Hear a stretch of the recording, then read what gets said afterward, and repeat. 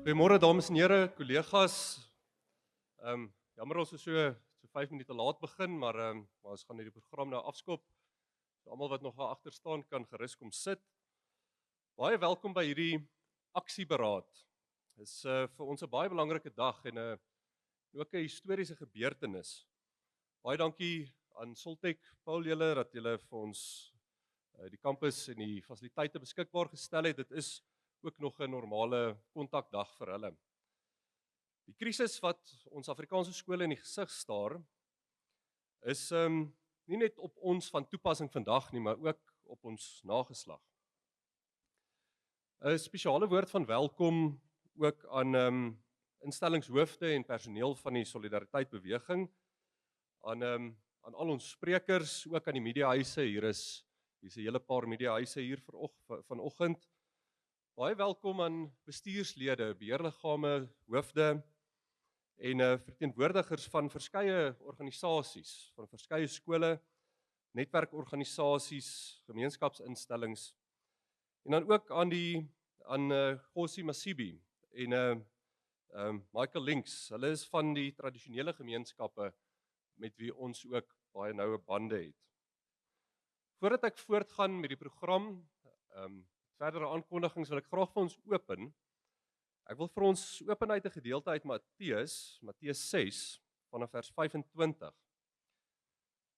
Dit handel oor die sorge van die lewe. Nou ek dink dit is heel gepas vanoggend op 'n dag soos vandag om iets hieroor te sê. Dit is tog die rede hoekom ons hier is. Ons is bekommerd oor die toekoms van ons kinders. Hierdie gedeelte maak ook 'n deel uit van Jesus se bergrede, wat hy ons leer hoe ons moet lewe en wat die wil van die Here is. Daarom sê ek vir julle, moet julle nie bekommer oor julle lewe, oor wat julle moet eet of drink nie, of oor julle liggaam, oor wat julle moet aantrek nie. Is die lewe nie belangriker as kos en die liggaam as klere nie? Kyk na die wilde voëls, hulle saai nie en hulle oes nie, en hulle maak nie 'n skure bymekaar nie.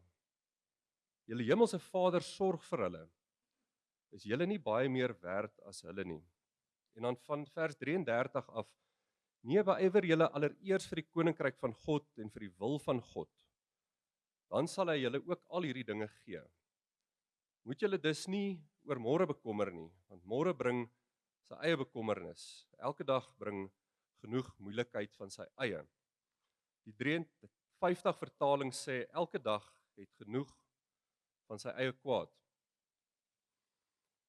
Jesus verwys in hierdie gedeelte oor ons liggaamlike versorging, oor kos en klere, maar dit is van toepassing op al die fasette van ons lewe, op ons totale versorging. Dit is van toepassing op ons kinders, ons bekommernis oor ons kinders, oor ons gesinne, op ons werk, op ons gemeenskap. Dit is van toepassing op alles waaroor ons onsself bekommer. Ek dink daar is 'n groot verskil tussen om bekommerd te wees oor iets of om sorg te dra. Of om iets te versorg of besorgd te wees oor iets. In plaas daarvan om bekommerd te wees. Indien ons onsself die hele tyd bekommer, sê nou maar oor die wet of oor enigiets in ons lewe, wat maar 'n menslike ding is, ek het ook daai swakheid. Indien ons onsself die hele tyd bekommer, erken ons nie die Here se versorging in ons lewe en die genade in ons lewe nie. Ek dink die teendeel is waar. Indien ons besorgd is in plaas van bekommerd is, beteken dit dat ons alles in ons menslike vermoë sal doen om positiewe uitkomste te kry. En ons gaan dit ook doen. Maar dat ons ook die ingrype van die Here in ons lewe besef en ons dit erken. Dat ons eie feilbaarheid erken. En dat ons besef dat die uitkoms wat ons graag wil hê, slegs deur die Here se genade aan ons gegee kan word, nie uit eie krag nie. Dit beteken nie dat ons nie moet aksie neem nie. Inteendeel. Die Bybel in praktyk het vir my 'n baie mooi beskrywing. Dit som dit vir my baie mooi op, hierdie gedeelte wat ek gelees het. Dit sê daar is 'n verskil tussen kommer en opregte besorgdheid. Kommer sal jou lam lê dat jy niks kan doen nie, terwyl opregte besorgdheid jou tot optrede sal aanspoor. Dis vandag ook Kreerdag. President Paul Kreer se verjaarsdag. Hy het tydens die inhuldiging van sy 3de amptetermyn 131 jaar gelede, nie baie ver hier vandaan nie op Kerkplein, die volgende gesê, ek lees dit vir julle voor. 'n Ander groot voordeel is dat die wetgewende regering oor die taal van die land waak, oor die taal waarvoor die voorouers in stryd en leed liefgeword het. Die taal waarin die Bybel geskryf is en waarin u dit lees. As u onverskillig raak oor die taal, sal u onverskillig word teenoor die voorouers en die Bybel en uiteindelik die godsdiens, selfs oor u volksaard. Nie volksraad nie, volksaard. Hou daarom vas aan die taal. Dit is wel nodig om vreemde tale te leer, veral die taal van die met wie u baie te doen het. Maar dit moet altyd bykomend wees. Die taal van die Bybel moet u hooftaal wees. Neem dit ter harte wat ek vir u sê en dink gedurig daaroor na, terwyl u tot die Here bid, dat u getrou daarin mag bly en die nageslag sal u daarvoor dankbaar wees.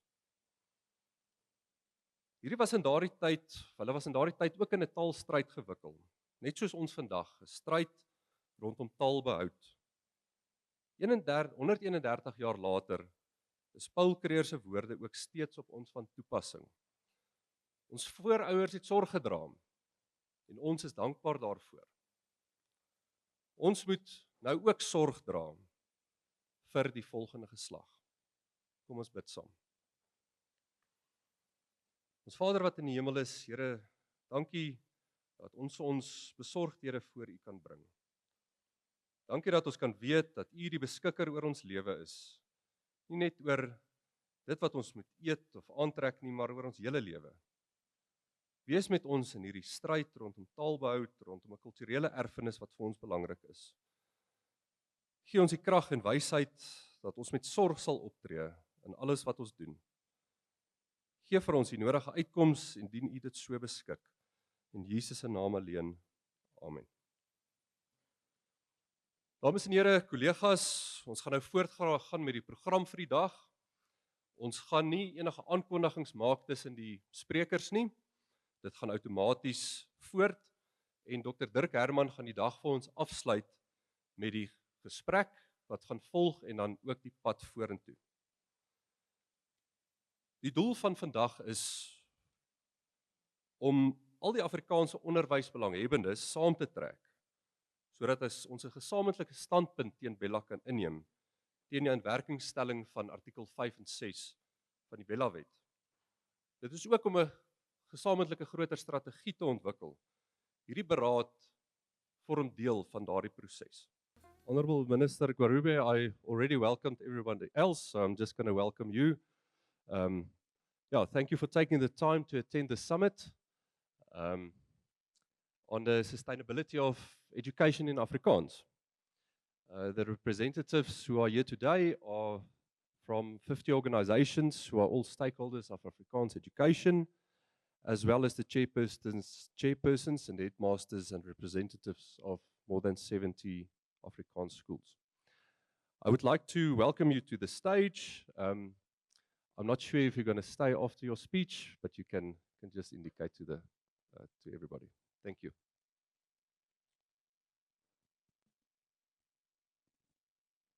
A very good afternoon, everybody.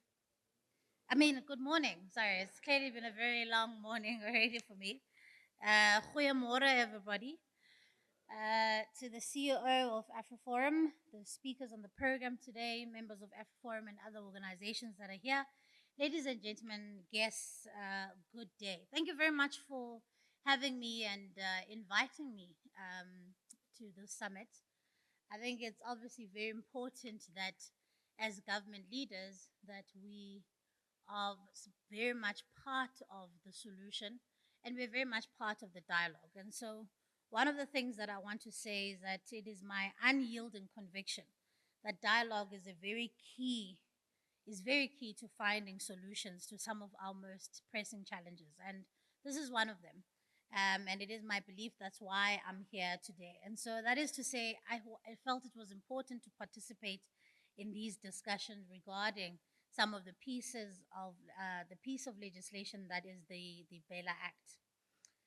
So I want to also begin by firstly maybe reflecting on the context in which Bela is located. So given the fact that the South African Schools Act has been the defining legislation upon which the schooling system in South Africa has functioned for 28 years, it is appropriate that we remind ourselves a few of the underlying features, such as the delicate balance between of parent and community authority and that of a government responsibility for many aspects of the school.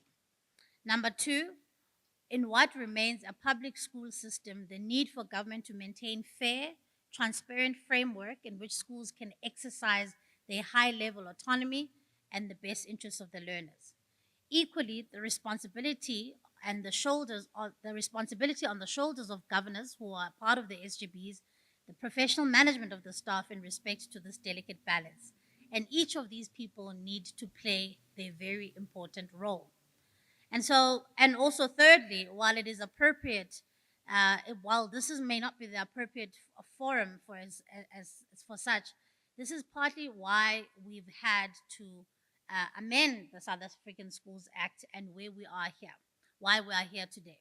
The other issue is that part of the reason why the Bela Act came into being is because a lot of the case law that we have seen over the years was not necessarily encompassed in any of the legislation and didn't find expression in the legislation. But of course, now here we are, and there are aspects of the bill that communities like yourselves are unhappy with. And following my appointment, I thought it was important to engage the president extensively on some of the aspects of the bill that I believed needed to be sent back to Parliament for further deliberation because there were issues with the bill. And I truly believed that as a sector, in order for us to have unity of purpose, because I believe part of the reason why all of you are here is because you are interested in making sure that the schooling system works the way that it does. You are interested in making sure that the future of your children is protected, and you're interested in making sure that our children get good quality education. And so those are the things that bring us together. And so I thought it was important for the unity of the sector to take those two sections in particular back to Parliament for further deliberation. Because I believe that the challenges that really, in fact, I was having a conversation with the CEO and Arman just before I came in, and it's become quite clear to me that the differences here and the solutions here are not insurmountable. There are solutions that can be found, and that was the reason why I sought to engage the president. However, of course, now we are the bill has been signed into law, and the president has decided to suspend these relevant clauses in the bill. And of course, as a department now, we have to start the process of implementing the rest of the legislation. But let me read you in on some of my concerns that I had raised with the president. The first one was the affordability of making grade R compulsory. We know that in South Africa and in our South African context in particular, if you live in an affluent area, your child probably interacts with the book for the first time when they are 2 or 3 years old. But if you live in Kanduli or Qwaqwa in the Free State, the first time a child will interact with a book will be when they turn 7 years old. The point that, and then we expect them to be able to read for meaning in a language by the time they turn 10 in grade 4. The point I'm making with this is simply this, that I agree wholeheartedly that we need to shift the focus to early child learning and not just simply focus on matrics as the marker of success in our education system. So making grade R compulsory is important. It's an important step for our education system. But we operate within a tight fiscal envelope where we are having conversations about budget cuts as things stand. And so really the concern was, if we are going to make grade R compulsory in the bill, how are we going to make sure that that is operationalized in the current context? And of course, the other concern that I had raised regarding the bill at the time was the lack of a clear consultation mechanism between the SGBs and the provincial education departments regarding current responsibilities such as admission and language policies. The autonomy of SGBs, particularly in terms of language and admissions, has been the cornerstone of basic education in South Africa for many years. And so I'd raised these concerns because, again, the sector was concerned. And when I talk about the sector, I mean the sector is wide. It's teachers, it's parents, it's all of you in this room. It's officials in the department, and so these things are important to consider. Whether wherever you stand in this debate, if there isn't unity in viewing some of these things, we have to then look at how do we go back and fix those. And then the last thing was obviously the centralization of procurement by provincial education departments for governing bodies who have opted to go another route to be able to procure certain things. So these were the things that I had raised as concerns that I thought perhaps Parliament would have an opportunity, if it were sent back, to be able to deliberate on and to find some solutions on. And so I also thought it was important that various stakeholders be really afforded an opportunity to have an input in these. But of course, the president has elected to suspend the clauses following while a consultation process will unfold.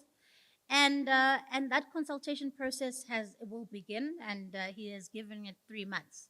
And that is led by, obviously, the president. And as the education minister, I now have to take a step back in that consultation process because he now needs to lead the process of consulting on clauses 4 and 5 in the current Bela Act. And so we will be led as a department while we are looking at implementing the rest of the Act and commencing the rest of the Act. We will be led by that consultation process that we'll undertake. But I want to encourage all of you in the room. I want to encourage to say, I would like you to please take part in those consultations. It's absolutely critical that we value dialogue and we have inputs in those discussions. Because I do believe, as somebody said to me earlier just before I came in, that the solutions are not insurmountable. If South Africans can find themselves in those discussions, then I believe that we are on the right track. The reason why it's been an obsession for me to get these sections of the bill really fixed is because there are positive aspects of the bill. And I would hate for this piece of legislation to be the subject of long and protracted litigation. And some of the positive aspects of the bill really relate to things like criminalization of corporal punishment, things like an emphasis on accountability, and providing greater clarity on the responsibilities of parents, teachers, principals, SGBs, provincial education authorities. And so there are positive aspects of the bill which need to be implemented to give harmony to the system. But of course, these 2 clauses now are part of the consultation process. So I want to also take this opportunity to encourage AfriForum and some of the organizations in the room to remain engaged in the consultative process initiated by the president. In fact, I was quite encouraged by the president when he said at the National Teaching Awards over the weekend, when he said, while many people criticized him for suspending the implementation of those various clauses, he believed he did so for the unity of South Africa. And I think that's an important step, and I think that's an important thing to say, and that's an important commitment that he made. And so I know it has been the subject of many a criticism, but I think that the decision to do so and the fact that it was informed by wanting to unite South Africans rather than divide them is an important one. In this process, I must also caution all stakeholders, including provincial education authorities and interest groups, against the use of language that suggests an intention to exclude certain groups from accessing particular schools. Our constitution is built on the values of non-racialism, of non-sexism, and the creation of a free, open, and a democratic society. And these values, colleagues, must guide our discussions on the Bela Act and its implementation. Any discourse that seeks to divide us or exclude on the basis of race, culture, and language or cultural identity is not only unconstitutional, but also it's counterproductive in 2024 and in the goal of building a united and inclusive education system for all. But I would also like to conclude by saying this debate on the Bela Act is a test for our country. We live in a time where certain interests expect us to tear ourselves apart, to fight till the bitter end and burn our country down, instead of finding each other. And I will say, as an eternal optimist, the things that separate us are not insurmountable. The things that we disagree on are not insurmountable. There are solutions that can be found, because ultimately, your driving force, the driving force of any education system, is to develop a system that provides a good quality education system for our children. And I believe that's the reason why you are here. And that's the reason why this is close to your hearts. And so I believe in that struggle, and I believe that because of that unity of wanting to have a united and a good quality education system, we can find each other on this. We must rise above these divisions instead of allowing this issue to divide us. Let us seize this moment to build bridges of mutual understanding. We will find each other across the political divide through dialogue, through cooperation, through mutual respect for the sake of our children and our children's future. The task is not easy, but it is critical, and all of us in this room and outside of this room have a responsibility to ensure that the education system that we build today serves every child, no matter their background or circumstance. It is not only by working together that we can achieve this, but it is also by making sure that we are listening to one another. And that's why, for me, this dialogue that I'm encouraging you to be part of is important. We need to listen to one another. It's very easy to retreat into lagers that separate us politically instead of listening. I may not come from the same background that you come from, but it doesn't mean that I am less motivated to fight for the things that are important to you. And the same should be said about you. You may not come from the same background that I come from, but it doesn't preclude you from fighting for the things that I believe in. And that, for me, is the beauty of this country, where we come from, where we've been, and where we are going. We've risen above things far worse, more existential. We've shown the world that we will not tear ourselves apart into civil war, and we have built a democratic country as imperfect as it is. And so I believe even in moments like these that feel existential, we can find one another there. But we have to listen. We have to be empathetic. We have to seek to understand.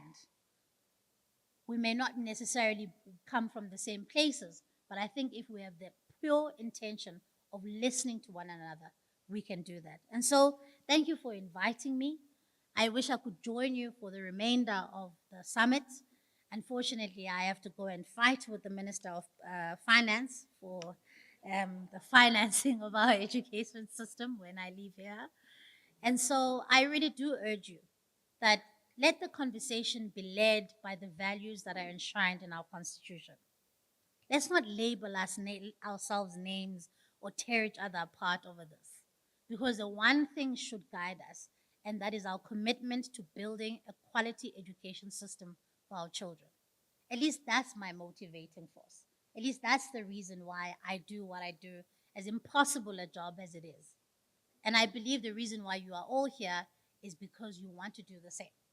And so I wish you all the best, and I hope you remain engaged. Let us not forget to listen to one another and be part of the solution. Thank you very much. Dames en here, baie dankie vir die teenwoordigheid vandag hierso. Dankie ook aan die minister vir haar boodskap. Op 19 Julie in die jaar 1822 het Lord Charles Somerset 'n direktief uitgereik dat Engels voortaan die enigste taal in die Kaapkolonie sou wees. Nou, dis 200 jaar gelede, Hierdie beleid was natuurlik deel van die Britse verengelsingsbeleid nadat hulle aan die einde van die Napoleontiese oorloë die beheer oor die kolonie oorgevat het.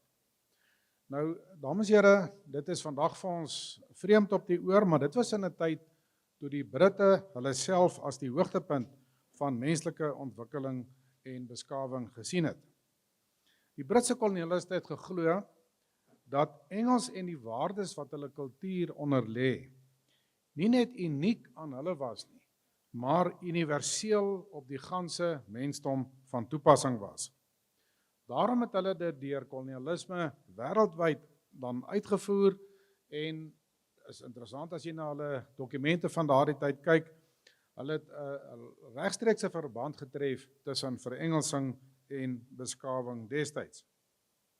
Nou die probleem was natuurlik en is nog steeds, vandag nog, dat 'n kultuur of 'n ideologie wat hulle self as universeel vir die hele mensdom sien, imperiaal moet optree.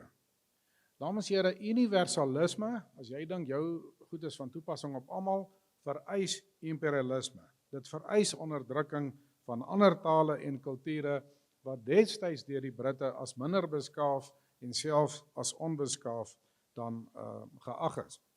Nou, hierdie Britse meerderwaardigheid van daardie tyd, wil weer sê van daardie tyd, was 'n groot beweegrede vir onder andere die groot trek 'n paar jaar later.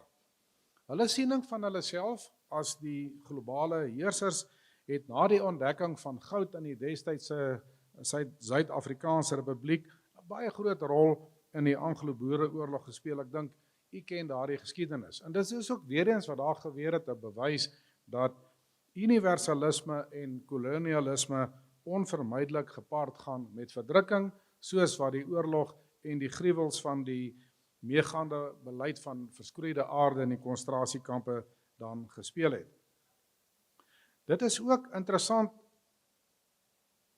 dames en here, Albert Milner, wat die leier van die Britte was, die gouverneur aangestel is deur die Britte destyds, dat hy al tydens die oorlog begin het met Engelse skole in konsentrasiekampe met die doel om die kinders te verengels. Nou, Milner het Mr. E.B. Sargent reeds in Julie 1901, omtrent in die middel van die oorlog, het hy hom as die Director of Education vir die occupied areas van daardie tyd dan aangestel. Nou die onderwysamptenare was almal Engels en die mag van die Britte destyds is gebruik om Afrikaners deur daardie kampskole te probeer denasionaliseer. Nou hierdie Director Sargent het dit duidelik gestel reeds met sy aanstelling in 1901. Hy sê English must be the only language throughout South Africa.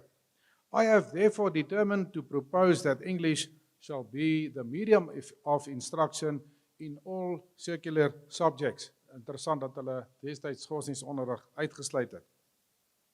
So die Britte destyds hierso is byvoorbeeld 'n foto van Norwalspont, dit is die eerste kampskool wat gestig is, en Dr. Dani Langer sê vir my dat Dr. N.J. van der Merwe, wat een van wat die stigter van die voortrekkers was, een van daai kinders was. Dit is ook 'n simbool dat daardie tipe van druk het net die teenoorgestelde uitwerking. Omdat, dames en here, die Britte destyds in die oorlog dan die skole ook as 'n wapen gesien het om Afrikaners as kultuur en Afrikaans as taal te onderploeg. 'n Wapen soos wat jy soldaat op die slagveld het of wat jy die verskroeide aarde beleid in die res van die republieke dan gebruik het. Nou, dit het vir Lord Milner, ek het sy foto nou vir julle gewys, die selfvertroue te gee om in 1902 te verklaar. Luister nou na sy woorde. I have saved the British position in South Africa and have knocked out the bottom of the great Afrikaner nation forever and ever. Amen. Dit is wat Milner in 1902 gesê het, dit is die mentaliteit van daardie jare gewees. Nou asseblief, dames en here, ek vertel nie hierdie geskiedenis om weer die oorlog te probeer oorveg nie, of om iets teen Engels te probeer sê nie, maar spesifiek om die gevaar van 'n owerheid wat met mag sy beleid, sy taalbeleid op skole wil afdwing, uit te wys. Ook die beweegrede is daar agter. Ons weet dat so 'n projek eerstens nie net oor onderwys gaan nie, maar omdat navorsing al genoeg bewys het dat moedertaalonderrig die beste vorm van onderrig is. As u na hierdie wêreldkaart kyk, hierdie wêreldkaart is geteken volgens die inkomstevlakke van lande. U sal sien die donkergroen dele is ryk lande met 'n hoë inkomstevlak en dan gaan dit af en dan die arm lande in die wêreld is dan in rooi geteken. So as jy mooi na hierdie kaart kyk, dan sal jy sien dat die ryk lande staan baie duidelik uit. Jy sal sien, as jy na die kaart kyk, sal jy sien, dames en here, dat daar 'n regstreekse verband is tussen die vlakke van welvaart, van ekonomiese sukses en die vlakke van welvaart. Dit kom in kort daarop neer, dat as jy na Afrika as kaart kyk, dan spring dit so uit, dat dit is die kontinent waar die minste moedertaalonderrig is, en dit is ook die armste kontinent van al die ander. Nou, ek sê weer dat hierdie geskiedenis bewys dat dit nie net in werklikheid oor onderwysbeginsels gaan nie, maar dat dit gaan oor mag, dat dit gaan oor beheer. Nou, wat is die doel van daardie beheer? Dames en here, dis in werklikheid 'n aanslag op die voortbestaan van 'n betrokke kultuur- en taalgemeenskap, omdat skole die belangrikste instellings is wat daardie kultuur na die volgende geslag oordra. Dis ons gegee dat die boere se onderhandelaars destyds suksesvol daarop aangedring het. Hulle was bereid om in die oorlog aan te gaan, indien Engels dan voortaan nog steeds afgedwing sou word, en hulle het in daardie vredesonderhandelings het hulle 'n ooreenkoms bereik oor dat Engels nie die amptelike taal sal wees nie. Nou, ons weet vandag dat Milner se beleid die teenoorgestelde uitwerking gehad het, dat dit eintlik 'n geweldige kulturele herlewing tot gevolg gehad het, en dat ons voorouers destyds 'n landvol onafhanklike Afrikaanse skole dan gestig het. En dat ons voorouers uit die as van daardie oorlog opgestaan het, deur eers Afrikaans te moderniseer en daarna hulle self deur Afrikaans te moderniseer. Afrikaans net een van 4 tale wat in die vorige eeu, saam met tale soos Hindi en Hebreëus, net 4 tale wat in die vorige eeu gemoderniseer het. Nou, Van Wyk het gesê dat destyds dat Afrikaans 'n broodsaak is, broodnodig en noodsaaklik. Maar ek het nou uit die wêreldkaarte wat u sien, sal u ook sien dat die geskiedenis bittermin bewyse oplewer, as enkele gevalle, maar bittermin bewyse oplewer dat 'n gemeenskap al in 'n ander taal as sy moedertaal ontwikkel en moderniseer. Daarom is Afrikaanse skole deel van die siel van ons kultuur. Nou sit ons 200 jaar later, na Lord Somerset, weer met 'n regering wat Afrikaanse skole wil verengels en beheer. Natuurlik is dit meer gesofistikeerd destyds nou, hulle sê nie nou maar ons gaan Afrikaans stop nie, hulle het allerlei ander dinge, maar dit weer eens die wêreldondervinding en in Suid-Afrika wys dat daai tipe maatreëls net 'n oorgangs is na Engels eentalig.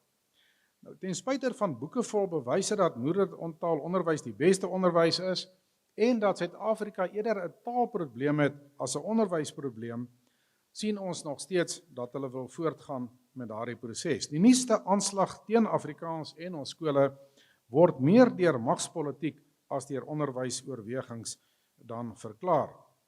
Dis interessant, dames en here, dat een van die leiersfigure in hierdie druk vir Engels het in 'n kleiner gesprek het hy gesê die swak presterende swart skole pla hom, maar die top presterende Afrikaanse skole grief hom. So waar daai selfde tipe van politikus in 1976 gesê het, ons wil nie in Afrikaans leer nie, hoor jy hulle sê nou in 2024, julle mag nie in Afrikaans leer nie. So ons sit vandag weer met politici, met imperiale ambisies, met ander woorde wat hulle siening op almal wil afdwing, omdat hulle nie steur aan goeie onderwysbeginsels, plegtige ooreenkomste wat aangegaan is oor moedertaalonderwys in die grondwet nie, ook nie aan die demokratiese regte van ouer beheerliggame nie, of respek vir die grondliggende belange van kultuurgemeenskappe nie. Baie interessant dat die ANC in die vorige bedeling Afrikaners beskryf het as koloniste van 'n spesiale soort. Maar mens kan nie anders as om te sien dat indien hulle hierdie beleid van hulle wil voortsit, dat hulle weer soos 'n spesiale soort koloniste van 'n ander soort dan optree nie. En die ironie van alles is dat hulle baie keer in die naam van dekolonisering die grootste koloniale taal in die geskiedenis wel op almal wil afdwing. Natuurlik erken ons die belangrikheid van Engels. Het gehoor Leon wat vir president Kreer aanhaal, wat selfs destyds gesê het ander tale is belangrik. So dit gaan nie teen Engels nie. Dit gaan net omdat ons bekommerd is oor daai onderliggende totalitêre neiging om ouers se demokratiese te beheer oor skole te wil aanstas. Ons het ook goeie rede om nie al hierdie gerusstellings dat Afrikaans nog 'n plek sal hê te vertrou nie, omdat die praktyk al baie anders bewys het. Nou, Afrikaanse skole wie se taal en toelating op hierdie stadium deur die demokraties verkose beheerliggame bepaal word, is vandag steeds nog 'n broodsaak. Omdat die feite wys dat dit gehalte onderwys bevorder. Daarom wil ons nie die demokratiese beheer oor ons skole prysgee aan politici en amptenare wie se skole, dames en here, feitelik sonder uitsondering baie swakker vaar as die skole wat deur die ouers dan beheer word nie. Skole vaar baie swakker hoe meer die staat beheer daaroor het, u ken daai syfers. Daarom is ons sterk gekant teen die Bela-wet se bepaling dat politici, amptenare en ANC kaders die belangrikste magte soos taal en toelating van beheerliggame oorneem. En ons glo dat dit boonop onnodig is, omdat daar sal genoeg in die howe riglyne neergelê waarvolgens beheerliggame dit doen. Die oplossing vir die land se onderwyskrisis is om die groot aantal swak skole te verbeter en nie om die klein groepie, jy kan amper sê 5 of 10% topskole te probeer teiken nie. Moedertaalonderrig moet eerder uitgebrei word as om dit wat daar reeds is dan te beperk. Nou, regter Albie Sachs het die saak vir Afrikaans treffend gestel in een van sy uitsprake wat hy gesê het die Afrikaanse taal, hy is 'n grondwetlike hofregter wat ook baie sterk ANC gesind was in die 80's en so meer. Hy het gesê die Afrikaanse taal wat wyd gepraat word en diep gewortel is, die taal van 'n uitnemende letterkunde en die draer van 'n ryke wetenskap en regswoordeskat. Die taal wat waarskynlik die grootste reënboogtaal onder al die Suid-Afrikaanse tale is een van die kulturele skatte van die Suid-Afrikaanse nasionale lewe. Die beskerming en ontwikkeling van Afrikaans is derhalwe nie net 'n saak wat haar sprekers raak nie, het regter Sachs gesê, maar die ganse Suid-Afrika. In die benadering van die kwessie oor die toekoms van Afrikaans, sê hy, moet dit beskou word nie net as vir 'n klein groepie nie, maar van hele Suid-Afrika, maar as 'n kwessie om die ryke ontwikkeling van die hele land se nasionale karakter te bevorder. En hy sê op die einde dat dit verdien grondwetlike beskerming, omdat dit nie net 'n erfdeel is van die Afrikaanse sprekers nie, maar van die hele land. Van Wyk Lou het ook gesê dat die wêreldliteratuur 'n volledige orkes is, nie net 'n dun en eensame fluit nie. Hy sê elke taal, selfs die kleinste, is 'n instrument met 'n eie klank. En literatuur wat aan homself volmaak uitgespreek is, word 'n onvervangbare verowering van die mens. Gaan dit verlore, ly die hele mensdom skade. Dames en here, ek sluit af. Jarelange ondervinding van onderhandeling het ons geleer dat die magsewewig buite die onderhandelingstafel grootliks die uitkoms van die proses bepaal. In kort kom dit daarop neer dat as jy nie in die skram druk nie, gaan jy nie die bal kry nie. Ek besef dat protesoptogte nie deel van ons normale kulture is nie. Die dilemma wat ons mee sit, is dat as ons nie prakties demonstreer, dat ons sterk voel oor ons taal en oor ons skole nie, aanvaar die ANC dat hulle maar sal kan voortgaan met die drakoniese bepaling. Soos die minister uitgewys het, is daar wel ook goeie bepalings in die wetgewing, maar daar is genoeg drakoniese bepalings waar u vandag meer gaan oorhoor. Daarom wil ek u vra om in groot getalle u steun te kom wys as ons u daarvoor vra. Ek sê maar altyd, dit is baie beter om eenmaal in die gebou toe te stap, as om te voel jy moet permanent Australië toe vlieg. Dames en here,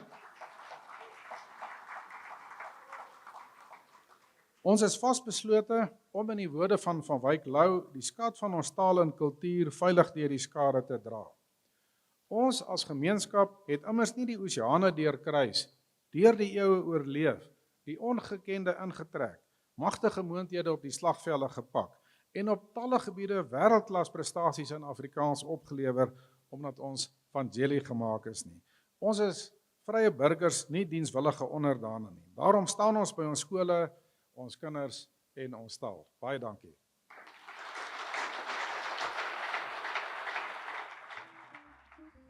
Goeiemôre dames en here.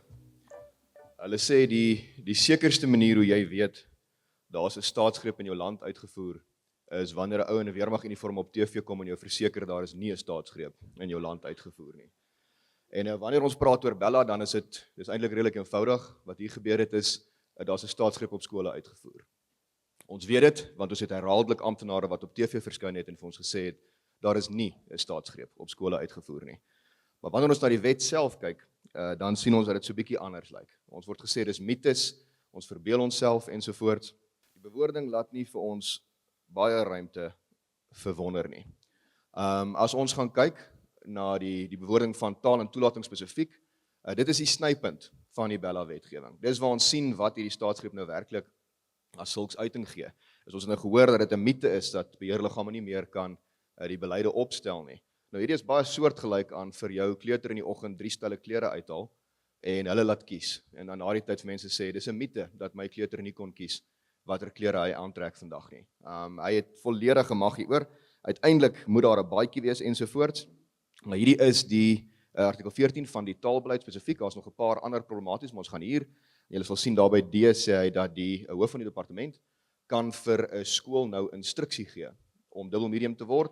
Maar die proses wat hy moet volg het onder andere dat hy moet die beste belange van die kind in ag neem, moet kyk na die hoeveelheid leerders en dan moet hy die taaldemografie van die onderwysdistrik of die breër gemeenskap van die onderwysdistrik waarin hierdie skool gesetel is in ag neem. Nou buite die Weskaap waar daar 'n paar munisipaliteite is waar Afrikaans wel in die meerderheid is in die hele noorde van die land die munisipaliteit wat die beste kans staan is Pretoria. So as jy die taaldemografie van die 3 onderwysdistrikte in Pretoria gaan uitwerk wat ons gedoen het, dan is die beste ene daar is ek dink Tshwane Noord wat 21% Afrikaans is. So as ons gaan kyk na LER of hoof van die departement van die onderwys, as hy by 'n skool opdag wat 100% Afrikaans is in hierdie onderwysdistrik, dan moet hy tereg kan vir hulle sê, maar die distrik is 20% Afrikaans, julle is 100% Afrikaans, waarom is julle taalbeleid nie in lyn nie? Julle kan sien Tshwane Wes 13 en Tshwane Suid dan nou 20%. Nou Churchill het hulle vir hom gevra, hoe het jy die nasies reg voorspel? En sy antwoord was, hy het gelees wat hulle geskryf het en hulle geglo. In ons geval is dit redelik eenvoudig, ons luister baie na die departement en ons glo hulle. En dan is die vraag, wat sê die departement spesifiek? Nou hierdie is LER Matome Chiluane, LER van onderwys, sport, kuns, kultuur en rekreasie in Gauteng, September op 'n media konferensie wat sê, I have to say this, we are happy as Gauteng province about this bill. It will really take us forward in terms of transforming our schools. We can't have a single medium school, especially in our province.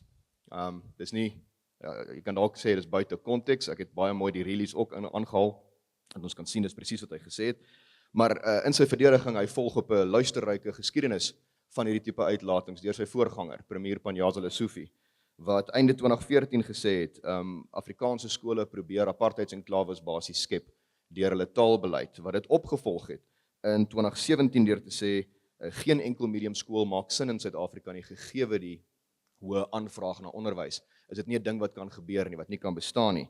Hy het hierdie toe nou die daad by die woord effe verkeerd gesit in 2018, toe hy probeer het om hoërskool Oeverval te verengel sonder om prosesse te volg, waar hy in 'n uitspraak, die regter Bill Prinsloo gesê is, jou departement het 10-1 onregmatig en dalk selfs krimineel opgetree, ten einde hierdie skool te probeer verengels. So ons hoef nie te wonder nie, hulle sê vir ons wat hulle gaan doen, hulle probeer dit doen, hy het dit dan nou in 2019 die masker bietjie laat val, toe hy gesê het, hy verstaan nie lekker, waarom mense vir Afrikaanse onderwys beklei, wanneer daar nie meer Afrikaanse universiteite is nie, ons doen eintlik ons kinders 'n onreg aan. Hulle gaan ons nou nie kan in Afrikaans studeer nie. So waarom doen ons hierdie? En dan uiteindelik sien ons nou vir meneer Chiloane wat vir ons sê, ons kan nie in Gauteng 'n enkel medium skool hê nie. Dit maak net nie sin nie. Wanneer die wet deurkom, is hy vol van voorneme om feitelik elke skool in die onderwysdistrikte te probeer instruksie gee dat hulle moet dubbel medium ten minste word.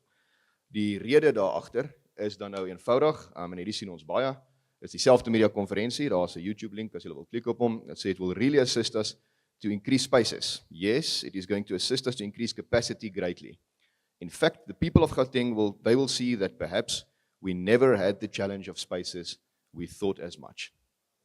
So hierdie gedagte is een wat hulle rukkie leef, is dat Afrikaanse skole eintlik nogal selfsugtig is, dat ons sit op halfvol skole wat ons vashou ten einde dan nou ander mense uit te hou. Nou die harde werklikheid is, Afrikaanse skole is oorweldigend vol. Dis nie enige illusies nie. En daar is nie meer in die hele noorde van die land, selfs in die hele land sal ek sê, is daar nie 'n enkel medium Afrikaanse skool wat net een ras is nie. Maar daar word die heeltyd hierdie vergelyking getref dat Afrikaans gebruik word om swart mense uit te sluit in kort. Dis net nie korrek nie. Dit is net nie waar nie, is blaatante leuns, maar dan natuurlik hy het besluit om in hierdie rigting te gaan en te voor te stel dat wanneer hy in Gauteng is daar dalk so 5% van skole, dalk 4% wat Afrikaans is. As hy dit wegvat, dan gaan die plekprobleem opgelos wees. Maar kom ons kyk of is dit waar. Nou hierdie is die School Realities Report wat vanaf die Statistiek Suid-Afrika kom. So hierdie is net in Gauteng die hoeveelheid skole wat daar was. Jy kan sien in 2009 het dit 1970 skole in Gauteng gehad en 1.7 miljoen leerders vir hierdie skole. Die Gautengse Departement van Onderwys het redelik billik gedoen. Hulle het tot en met 2014 het hulle omtrent so 100 skole gebou, wat dit 2070 skole laat vir 1.9 miljoen leerders, want daar's permanent meer mense wat aan die gang is. Toe neem meneer Lesofie oor en hy sê hy gaan 1000 skole bou in 2014. Vir diegene van ons wat wiskunde gedoen het op skool, hy het netto teen 2019 1 gebou. Dis nie heeltemal 1000 nie, maar die hoeveelheid leerlinge het steeds toegeneem vanaf 1.9 na 2.1.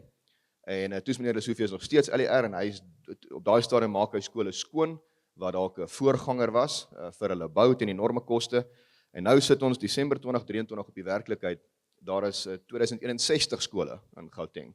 So 70 is meer as 61, wat beteken daar's 9 minder openbare skole, maar daar is amper 300,000 meer leerlinge.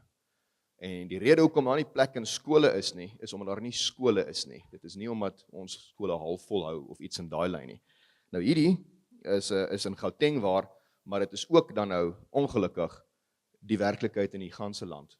Is dood eenvoudig, daar was 24.693 skole in 2009, daar is nou 22.511 skole, daar is amper 2000 minder.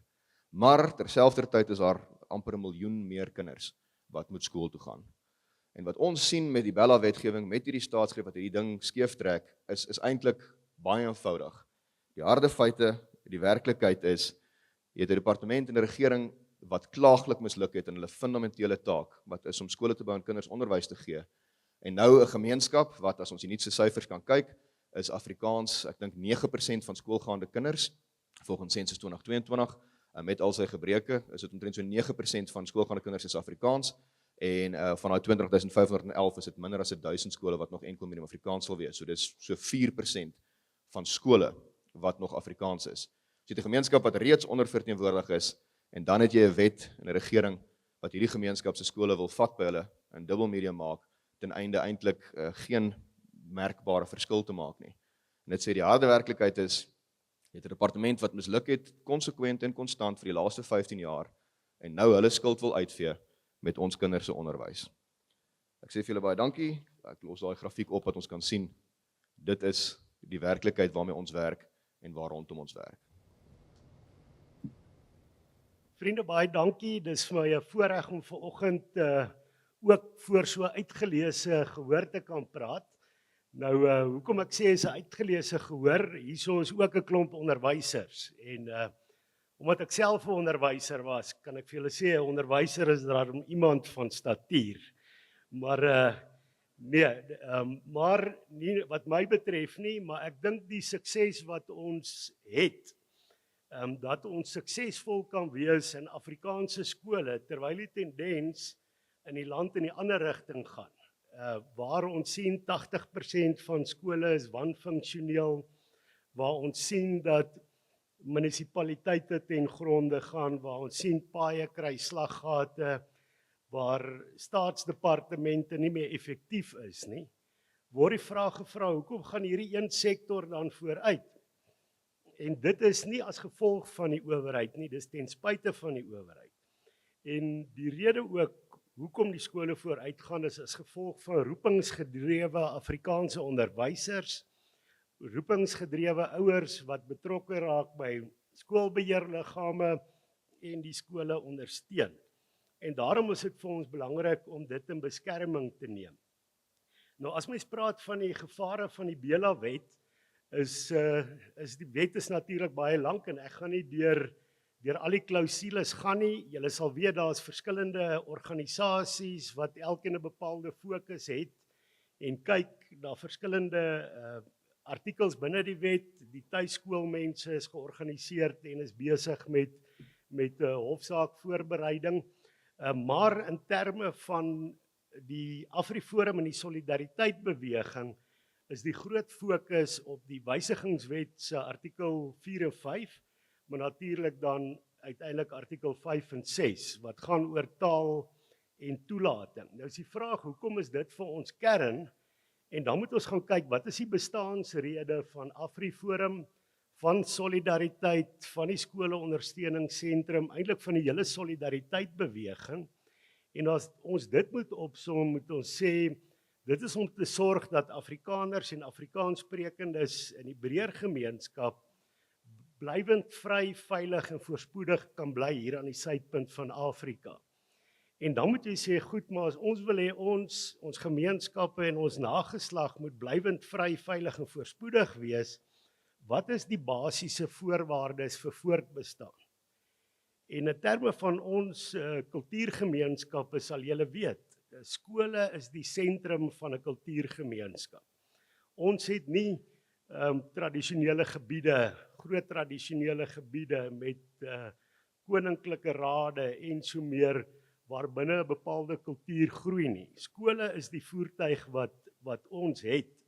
En daarom as ons praat oor Bela, is hierdie stryd nie net teen net nog 'n wet nie. En in die gesprek wat ek met die president gehad het, het ek vir hom gesê, ons het baie verskil al van die owerheid. Ons weet ons is nie op julle kerskaartjie lys nie, want ons veg teen onreg en so meer. Maar om te sê, hierdie is anders. Hierdie is nie 'n stryd teen 'n wet nie, dis 'n stryd vir kulturele oorlewing. En as jy 'n stryd het vir kulturele oorlewing, dan moet jy alles gee. En daarom is die beroep ook dat ons alles gee in hierdie komende 3 maande. As mens wil gaan kyk, wat is die doel van 'n bepaalde stuk wetgewing, hoef jy nou nie siener van Rensburg te wees nie, jy gaan lees net wat staan in die wet. En baie duidelik is dit vir ons uitgestippel, wat sê deel van die doel van hierdie wet is om die magte van die hoof van die departement uit te brei, na konsultasie in terme van toelating.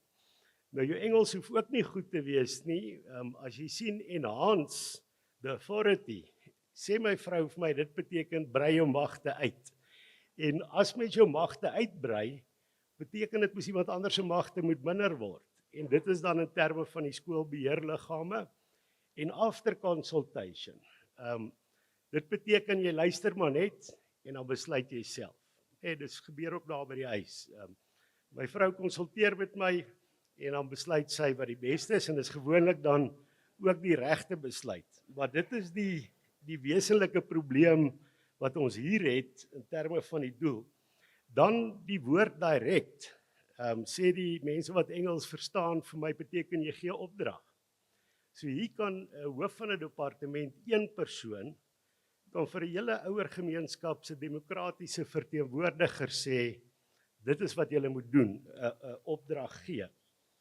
Goed, ek gaan net vinnig sê, die doel word dan vervat in 'n klomp artikels, artikel 4 DB, Jaco Dieke wat hier sit, sal vir julle ook kan sê wat presies oor die bewoording, maar ek sit dit daar net vir julle, en dit sê dan daar die finale sê, is dan by die hoof van die departement wat toelating betref. Wat taal betref, het Connie vir julle gesê die implikasies van 'n distrik, wat geweldig groot is. Hy het vir julle gewys hier in Pretoria is 20% van die sprekers in 'n bepaalde distrik, wat beteken Afrikaans is 'n minderheid.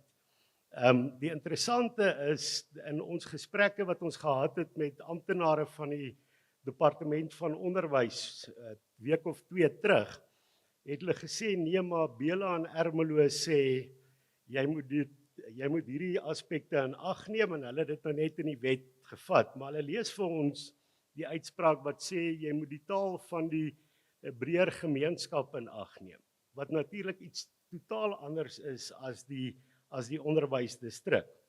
Goed, die opdrag het ek vir julle daar gesê, so wat hier kan gebeur is, ons kan sien dat 'n skool kan 'n taalbeleid opstel, maar hier kan 'n opdrag wees dan uiteindelik van die onderwyshoof. Ek het genoem dat die onderwyshoof slegs oorweging hoef te tref. Nou is daar 'n openbare deelname proses wat moet plaasvind, wat ek dink baie wonderlik is. Dis baie beter as die vorige weergawe van Bela, maar uiteindelik na hierdie konsultasieproses moet die onderwyshoof due consideration gee.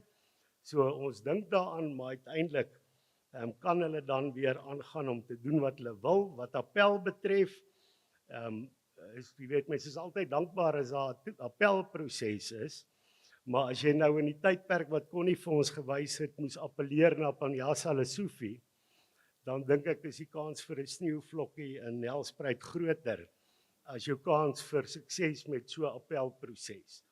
En dit is nou minister of LER Chaluane, wat natuurlik ook baie uitdagings kan hê, wat dan dit moeiliker vir ons gaan maak.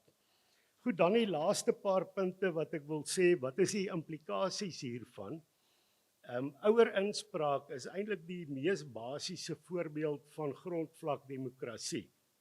En wat ons hier sien is dat die ouerinspraak word ondermyn. Skoolbeheerliggame kan wel nog 'n klomp dinge doen, maar as die uiteindelike sê is oor 'n taalbeleid, en die skoolbeheerliggaam word nog gedwing om die distrik se taalbehoeftes in ag te neem, dan word daar ernstige inbreuk gemaak op ouerbeheerliggame. Dit is ook 'n uitdaging en 'n bedreiging vir ons voortbestaan. Jy weet, daar word gesê, nee, Afrikaanse skole kan voortbestaan, ons bring net Engels by. Ek dink Flip Buys het ook daarna verwys. Maar in praktyk kan ek onthou, baie lank terug toe ek by die Universiteit van Pretoria studeer het, toe die sprake gekom en gesê, kom ons bring net Engels by, om dit meer toeganklik te maak. Klink na 'n baie billike argument, en later van tyd weet julle wat die geskiedenis gewys het. Parallelmedium was eintlik net die eerste stap na uiteindelik 'n totale verengelsing. So dit is die gevaar wat hierdie het, en dit kan uiteindelik lei tot skoleverlies. Daar's ander voorbeelde, die Universiteit van die Vrystaat, die Nelson Mandela Universiteit. Ons sien wat by die Pik kampus besig is om te gebeur. Ons sien wat by Stellenbosch besig is om te gebeur. En dit het ek ook vir die president gesê, ons het hierdie storie al gehoor, en die werklikheid wys iets anders. En daar's ook 'n klompie skole wat in Pretoria en 'n klomp ander plekke wat al totaal verengels het. Verdere bedreiging, en dit is nog min genoem, en mens wil dit amper nie hardop noem nie, in terme van die Koffsie uitspraak. Dit was 'n saak wat AfriForum gedryf het en ongelukkig nie suksesvol was nie. Maar gelukkig is ons in die posisie dat ons kollegas in die solidariteitbeweging het toe al begin om akademia te bou, net as 'n alternatief, waar mens nie geslaag het daar nie. Maar die argument daar in die hof was, dat parallelmedium klasse is 'n vorm van diskriminasie en apartheid. Want jy het volgens hulle siening nou wit kinders in die een klas of in die studente en swart studente in die ander klas en dit bring skeiding. Terwyl dit ook 'n leuen was, want 800 van die studente by die Universiteit van die Vrystaat was ook bruin. Nou die vraag is net, as Panjasa Lesofie nou sê, nee, die kinders kan in 'n Afrikaanse klas wees en in 'n Engelse klas wees en hulle gaan lekker saam speel pouse, is die gevaar, die lekker saam speel pouse is 'n wonderlike ding om saam te speel, maar as hierdie ding geïmplementeer word, dat jy eintlik moet sê, hierdie klasse is skeiding, jy moet nou maar net Engels word. Dit is natuurlik 'n groot moontlikheid. Dan is dit baie duidelik vir ons, net Afrikaanse skole word geteiken. Kon nie die aanhaling wat hy daar aangehaal het om te sê, daar's nie plek vir enkel medium skole in Gauteng nie, bedoel moes maar eintlik enkel medium Afrikaanse skole. Ek het nog gesien, die skool oorkant my straat, Hoërskool Sutherland, laat hulle nou daar instorm en sê, luister, julle moet nou Afrikaanse klasse begin aanbied, nie? Gelukkig hoef my kinders net daarom 'n entjie verder te stap om by 'n goeie Afrikaanse skool uit te kom. Maar hierdie is baie duidelik, is net 'n teikening van Afrikaans. Dit ondermyn moedertaalonderrig, natuurlik nie net vir Afrikaans sprekendes nie, maar as die pendulum wegswaai van moedertaalonderrig, deur Afrikaanse skole te teiken, dan swaai hy in die verkeerde rigting. En om terug te kry, om ook in terme van die ander taalgemeenskappe moedertaalonderrig in te bring, gaan natuurlik 'n reuse uitdaging wees. En hierdie sal dan vir die hele konsep van moedertaalonderrig oor 'n wye konsep, sal dit negatief wees. Sentralisering van mag. Ons sien een van die groot redes vir mislukking in die land is omdat daar sentralisering van mag is. As jy sentrale mag plaas in die hande van mense wat polities aggressief is, of korrup is, of onbekwaam is, dan kry jy geweldige mislukking. Terwyl ons sê, dan moet 'n gemeenskapsfederalisme wees, dat gemeenskappe self beheer kry oor spesifiek wat in skole gebeur. En dan basies vir my die mees ingrypende implikasie van die Bela-wet is dat dit verbreek die 1994 ooreenkoms. Nou daardie tyd sal die van julle wat oud genoeg is onthou, dit was gesê, ons gaan oor na 'n nuwe bedeling, maar daar's bepaalde beskerming ingebou, dat mens nie hoef bekommerd te wees dat kultuurgemeenskappe kan oorleef nie, jy hoef nie te regeer nie, want daar's beskerming. En wat ons dan in der waarheid nou hier sien, is die wigte en teenwigte, was toe al die tyd booswigte en liggewigte wat ons gekry het. Goed, so dis 'n ernstige probleem in terme van die verbreeking van die 94 ooreenkoms. Dit verbreek die regering van nasionale ooreenkomste, van nasionale eenheid se gees. Baie van ons lede, en onthou AfriForum en die Solidariteitbeweging is nie betrokke by die partypolitiek nie. Ons lede is slim genoeg om vir hulle self te besluit vir wie hulle moet stem. En meeste het vir die Vryheidsfront en die DA, vir die twee partye onderskeidelik gestem. En ek dink meeste mense was positief oor die regering van nasionale eenheid, dat hierdie partye daarom ook net 'n bepaalde balans kan inbring. Maar die ergste ding wat 'n regering kan doen, is om 'n gemeenskap se kinders in skole te teiken. En jy sou verwag dat die regering van nasionale eenheid nie so iets kan laat gebeur nie. En wanneer ons later met die ANC vergader, gaan ons sê, mense is positief oor die regering van nasionale eenheid, maar dit is nie nasionale eenheid as jy partye vir wie ons lede gestem het, bloot koopteer om ANC se vyandige beleid te implementeer nie. En daarom is dit ook belangrik dat ons nie net met die ANC nie, maar ook met die partye vir wie ons lede stem, praat om te sê, hulle het 'n bepaalde verantwoordelikheid teenoor mense wat vir hulle gestem het. Ten laaste, net 2 punte. Wat het verander hier as voorheen? Natuurlik het die onderwyshoof inspraak, soos wat gesê is in die Ermelo uitspraak en so meer. Maar in die verlede was dit so, die skool besluit, en as die onderwyshoof ontevrede is, dan vat hulle die skoolhof toe. en dan kan jy in die hof gaan argumenteer. Wat nou eintlik hier gebeur is net heeltemal omgeswaai. Die departement of die hoof van die departement besluit en nou moet die skoolhof toe gaan. En veral skole wat minder hulpbronne het as die staat, is dit baie negatief as daardie magsbalans omgeswaai word. Dis die een ding, dat die tweede ding, julle sou gehoor het die minister sê dit ook, daar word baie gesê die wetgewing moet in lyn gebring word met Rivonia en Ermelo. Maar Rivonia en Ermelo was 'n interpretasie van die grondwet en die wetgewing. So die interpretasie daarvan staan.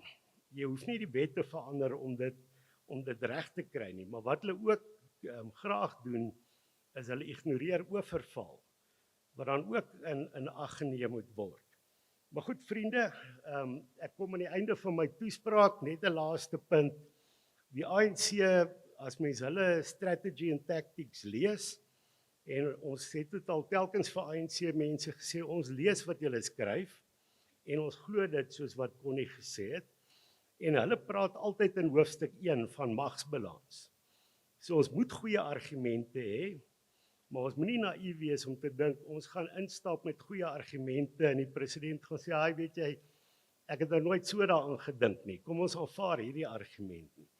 As jy werk met 'n magsbalans, werk die ANC so, hulle kyk wat sy druk, as daar te veel druk is, hulle 'n bietjie terugstaan. En dit het ons al gesien op 'n klomp plekke met Pretoria se naamverandering en so meer. Maar wat op die oomblik gebeur, Panjasa Lesofie mobiliseer 'n bepaalde drukmeganisme, SATU, gisterand het ek 'n ANC jeugliga spreker op TV gehoor wat sê hulle gaan strate toe as Bela nie geïmplementeer word nie. En ons gaan hierdie stryd verloor as ons nie kennis neem van hierdie magsbalans nie. En ons sal dan van die ander kant af wesenlike druk moet plaas. Hierdie is 'n meganisme om daardie druk te begin. Ons moet druk plaas op politieke partye en uiteindelik sal ons ook strate toe moet gaan. So ek sien julle op die strate, wonderlike dag. Goeiedag. Ons weet almal dat daar sekere wette van fisika is wat nie ontsnap kan word nie. 'n Mens kan nie gelyktydig fisies in twee plekke wees nie. Twee soliede voorwerpe kan ook nie gelyktydig presies dieselfde ruimte inneem nie. Ons aanvaar hierdie werklikhede as vanselfsprekend. Hier is 'n paar ander komende uit die onderwys. Jy kan nie vir iemand iets leer as jy nie mekaar se taal verstaan nie. Jy kan nie 'n begripswêreld beskryf waarvoor daar nie die nodige taalstrukture bestaan nie. Jy kan nie 50 mense in 'n ruimte indruk wat vir 30 ontwerp was en hoop dat daar effektiewe onderrig kan plaasvind nie. Iets wat ons almal weet, probeer 'n OTM in China met skrif in Mandarijn gebruik en skielik kom jy agter dat die Afrikaans geletterde jy basies in 'n ongeletterde mens ontaard. Dit bring my by die voorgestelde wysigings van artikel 5 en 6 van die Suid-Afrikaanse skoolwet, wat direk verband hou met taal van onderrig en leer en met die toelating van persone tot skole. Die voorgestelde wysigings en voorgestelde sentralisering van mag by die departementshoof is na die ISAWI se mening in stryd met uitsprake van die konstitusionele hof ten opsigte van die fundamentele bestuurstruktuur van openbare skole ingevolge die skoolwet. Die skoolbeheerliggaam word in die Suid-Afrikaanse skoolwet erken as 'n demokratiese verkose instelling wat as 'n spreekbuis van die spesifieke skoolgemeenskap dien en bekleed is met die mag om reëls en beleid te maak wat 'n integrale deel van die bestuur van 'n openbare skool daarstel. Soos die konstitusionele hof in die Rivonia saak uitgewys het, is die kernbeginsel van die skoolwet 'n drie-party vennootskapmodel tussen die staat, verteenwoordig deur die nasionale en provinsiale onderwysdepartemente, dan die skoolbeheerliggaam wat die ouers verteenwoordig en dan die gemeenskap. Deur middel van die skoolbeheerliggaam aanvaar ouers, opvoeders en leerders in 'n groot mate verantwoordelikheid vir die organisasie, die bestuur en die befondsing van openbare skole. Die vooruitende veranderinge aan artikels 5 en 6 van die skoolwet word deur die ISAWI beskou as 'n ernstige aanval op die kernbeginsels van 'n openbare skool as 'n gemeenskapinstelling en dus ook op die grondwetlike regte wat taalregte insluit. Die huidige bepalings maak voorsiening vir departementele oorsig, maar die wysigings laat die regeringsverteenwoordigers effektief toe om die pasgemaakte beleide wat deur 'n skoolbeheerliggaam aanvaar is, te ignoreer. In effek skep die wysigings op die wet 'n situasie wat 'n onderwysowerheid daartoe in staat stel om die behoeftes van die openbare skool te verontagsaam en om dit aan die behoeftes van die staat onderworpe te stel. As die provinsiale owerhede nie genoeg skole kan voorsien nie, kan manipulering van toelatings en taalbeleid daarvoor sorg dat bestaande skole op so wyse gelaai word dat sinvolle onderrig nie moontlik is nie. Die huidige formulering van artikel 5, toelatingsbeleid, en artikel 6, taalbeleid, voldoen ten volle aan die vereiste grondwetlike beginsels en vereistes, aangesien beide artikels die streng ondersoek van die konstitusionele hof in die verskeie hofsaake deurstaan het.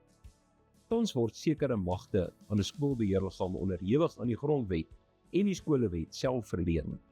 Die skolewet in sy huidige vorm bevat sekere kontrolemaatreëls wat insluit dat 'n skoolbeheerliggaam met sy bevoegdhede gestroop kan word indien die bevoegdhede nie in ooreenstemming is met die toepaslike beginsels uitgeoefen nie. Daar is dus geen redelike basis om in te dien met die huidige model wat die behoefte aan oorsig toepaslik balanseer met die erkenning van 'n skoolbeheerliggaam as 'n staatsorgaan wat beklee is met die uitgebreide verantwoordelikhede wat insluit die reg om beleide vas te stel ooreenkomstig die beste belang van die betrokke skoolgemeenskap en daarna voor te lê vir goedkeuring nie.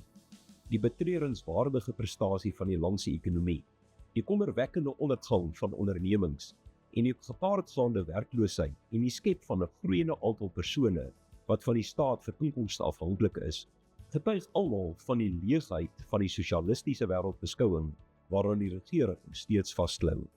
Die huidige poging om die staat se finale besluit oor 'n taal- en toelatingsbeleid van 'n skool op gemeenskappe af te dwing, het die vermoë om die paar oorblywende sentra van voortreffelikheid in die onderwys te laat sneuwel. Die SAOI herhaal derhalwe sy verset teen enige pogings om die bestaande artikel 5 en 6 te verander. Hallo julle, ek is Heinrich Weingart, voorsitter van Kaapse Forum. En ons het dit van die begin af duidelik gemaak dat ons nie tevrede is met die idee dat 'n politieke amptenaar of 'n politikus uiteindelik as hierdie Bela-wetgewing deurgaan soos wat dit tans staan, vir jou en vir my kind kan bepaal watter taalbeleid is die beste vir hulle nie.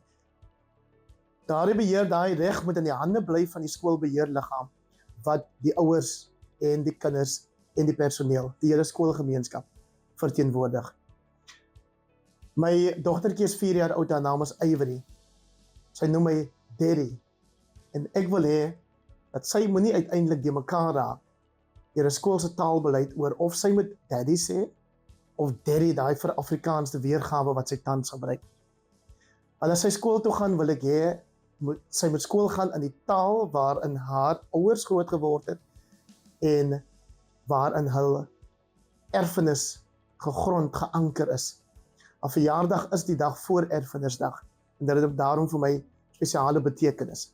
So ek sê terwille van Ivory en haar generasie moet daai bepaling in artikel 5 en 6 weggedoen mee word, sodat die reg om oor 'n taalbeleid van 'n skool te besluit altyd maar by die skoolbeheerliggaam, met ander woorde die skoolgemeenskap alleen sal bly en dat die skoolgemeenskap onderling liewer 'n bespreking moet hê en tot 'n vergelyk moet kom as daar nou 'n meningsverskil is.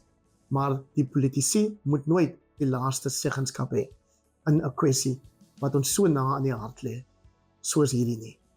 Die Bela-wet is gebrekkig en deel glad nie met die uitdagings wat gepaard gaan met 'n veranderde onderwyslandskap nie. Hierdie is 'n administratiewe wetgewing. Die redes vir die gebreke in die wet is tweedelig.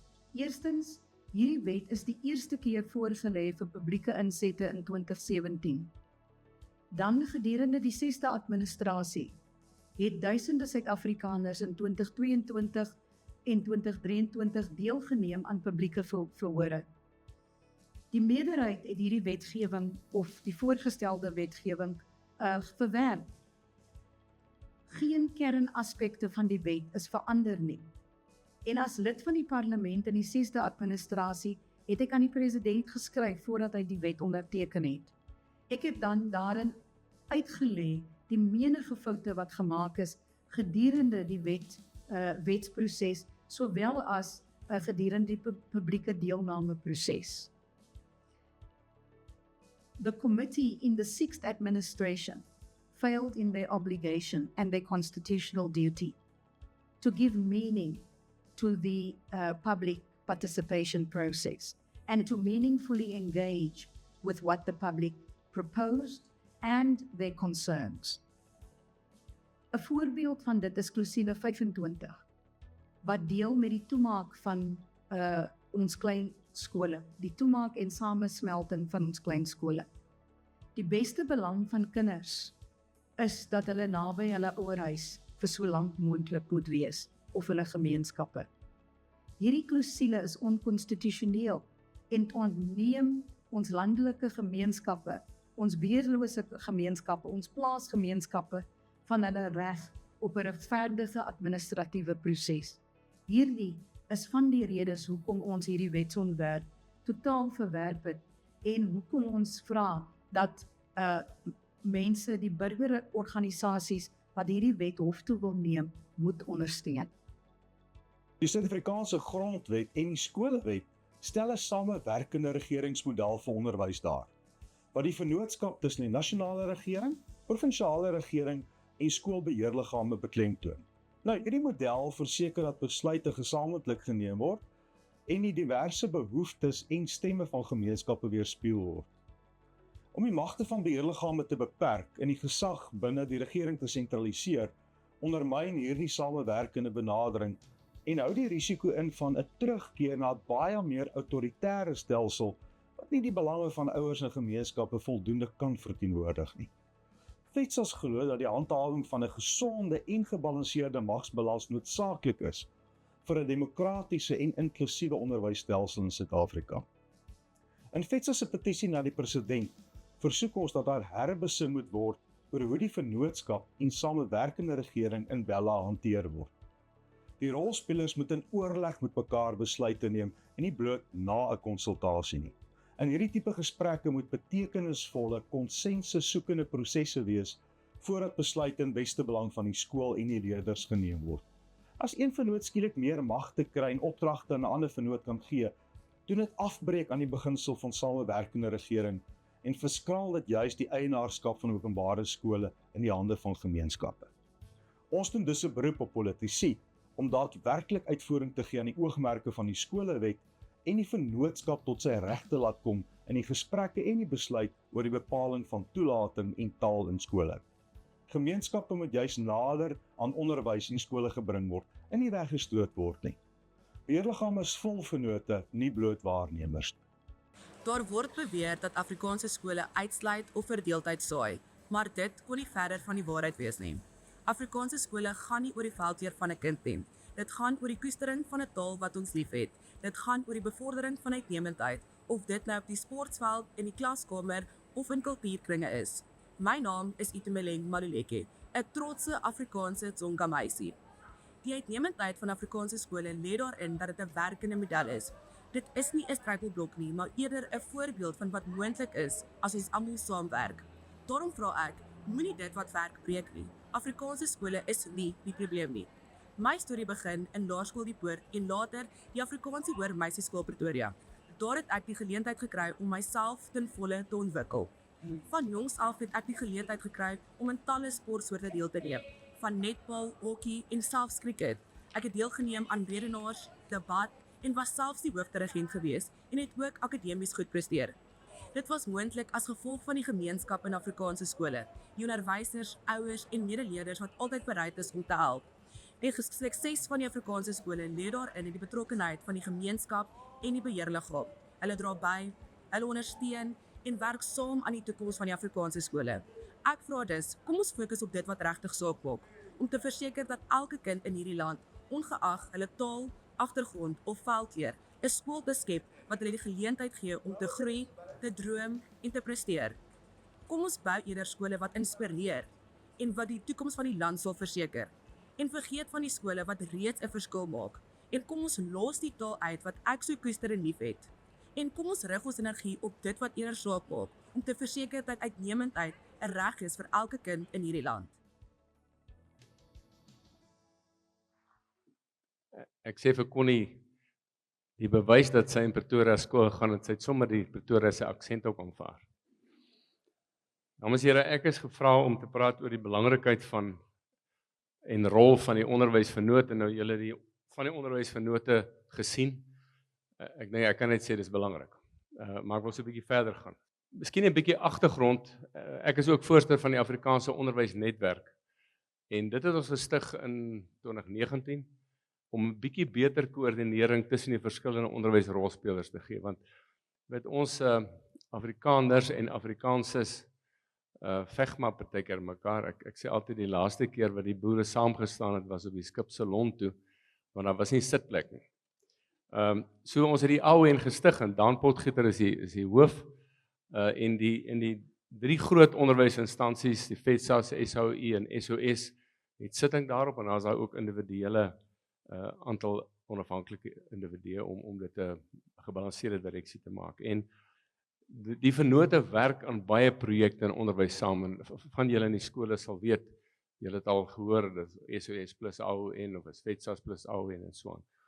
So ek dink dis baie belangrik om die skopes, die reikwyte van die Afrikaanse onderwys breër te maak as net solidariteit en SOS en Afriforum. Ek dink dis die eerste belangrike ding. En Dan Potgieter het ook as uitvoerende hoof van die ou en die begin al van 2017, 18 af dit gekoördineer sodat ons nie een organisasie kry wat die kant toe loop en 'n ander organisasie kry wat daai kant toe loop nie. En natuurlik die organisasies hulle autonomie behou ons. Dis nie 'n nuwe organisasie wat hulle magte wegneem, maar ek dink dis belangrik om te weet dat daardie organisasies verteenwoordig dis ook bruin en swart Afrikaanssprekers. En daarom kan ons sê as ons gaan praat met die ANC, kan ons sê ons praat nie net namens X of YZ nie, maar ons praat namens die breë Afrikaanse gemeenskap. Die onderwysvennote, soos wat julle gesien het hier op die bord, bring 'n spesifieke statuur. Hulle is nasionale organisasies. Hulle bring 'n spesifieke onderwyskundigheid. Hulle is gefokus op onderwyssake in Afrikaans en hulle speel 'n eie soortige rol in die onderwyslandskap. Die SOE byvoorbeeld as vakbond is hulle op die bedingingsraad en hulle met baie kontak met die minister. FETSA dieselfde en natuurlik SOS ook. Die ander vennote natuurlik is ook belangrik. Daar's vennote waar onderwys nie hulle spesifieke fokus is nie, soos julle gesien het, Kaapse Forum, die FHK ensovoorts. Daar dis 'n verryking van die hele netwerk dat daar meer organisasies betrokke is en natuurlik vandag belangrik meer organisasies met betrekking tot Bela en soos julle gesien het uit FETSA's en uit SOE oor hierdie saak op hierdie stadium is ons absoluut eensstemmig. Niemand kan hier verdeel en heers en sê ja, maar een sê so en een sê so nie. Dink vorentoe, dan gaan ons dit so doen. Baie van die sprekers het reeds hieraan geraak, maar ek wil vinnig net noem dit maar 'n opsom maak. Ek dink Dirk gaan 'n bietjie meer na die toekoms toe praat. Bela is sedert 2017 reeds in aantog. En my uitgangspunt is dat die onderwysbedeling in Suid-Afrika en die skoolwet en die ouens wat hom onderhandel het en geskryf het tot hy 96 aanvaar is, het dit gedoen op grond van 2 artikels in die grondwet. Artikel 29.2 wat julle sal ken, dit gee aan elke Suid-Afrikaner die reg om die taal te kies van onderrig in 'n instansie, openbare instansie van sy keuse met 'n sekere klompie dinge wat waaraan voldoen moet word. En dit maak ook voorsiening vir enkeltalige instellings. Sien dat dit iets snaaks is nie. So meneer Chilwani is ongrondwetlik as hy sê dat mag nie enkeltalige instellings in Gauteng. Jy sê trouwens natuurlik die ironie is as mens mooi dink daar's baie enkeltalige instellings in Gauteng, hulle is almal Engels. So hy verstaan ook nie altyd by wat hy sê nie. En vir 28 jaar het hierdie ding goed gewerk. En nou kom Bela. En dis duidelik ook wat ons gesien het op die skerm, ook wat julle as hoofde weet, die wat hier is, beheerliggame, Daar is nie meer wit skole in Suid-Afrika. Daar is nie meer ou model C skole wat net was. Dit mag 20% wees, dit mag 15% wees, mag 10% wees, maar die hele ding, en dis 'n groot taak wat ons het as onderhandelings- of gesprekspan, ons met die ANC oortuig, het gaan nie oor ras nie. Natuurlik, die minister was vanoggend verkeerd. Taal is nie in die grondwette uitsluitingsmeganisme nie. Ras is. Seksuele oriëntasie is. Maar taal is nie. Word nie in die grondwet so gesê nie. En ons moet dit altyd onthou, want filosofie het altyd gesê, ons gebruik taal as 'n proxy vir uitsluiting. En dis nie waar nie. Dit wys wat Itumeleng gesê het en baie ander kinders. So wat gebeur het, wat Connie ook goed aangedui het, is dat bevolking het gegroei. En die leerders het meer geword, en daar's instroming van mense, wit en swart mense, en daar het julle dit opgesom, wat Connie ook gesê het, 1970 skole in 2009, en toe in 2014 soveel, en die vraag wat vir jou 'n prys kan wen, 'n lekker hamburger in die kafeteria, is wanneer het meneer Lesofie LER van onderwys geword in Suid-Afrika. As mens na Connie se grafiek kyk, dan kan jy sommer daar uit jou antwoord kry. En nou is ek het gevra, hoekom wil Lesofie dit doen? Miskien het hy renons in Afrikaans, miskien het hy renons in Afrikaners.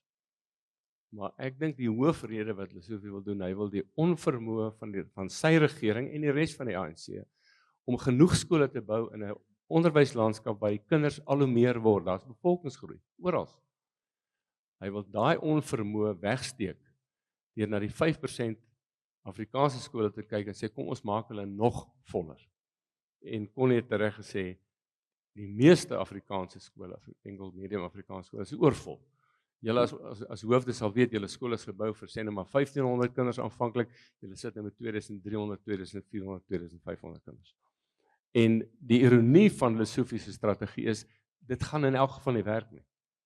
Want die hoeveelheid kinders waarvoor hy skole soek, daar's te min Afrikaanse skole om hulle almal, selfs al gaan alle Afrikaanssprekers uit daai skool uit, gaan daai skole te min wees om sy probleem op te los. Maar dis sy probleem, maar hy het dit in die kleure en die geure van transformasie opgedis. En ons is daarvan oortuig dat ten minste party van die amptenare in die departement het ook verkeerde advies gegee aan die politici. En ons moet daai soort van goed probeer regkry. En julle het gehoor wat Juliane gesê het.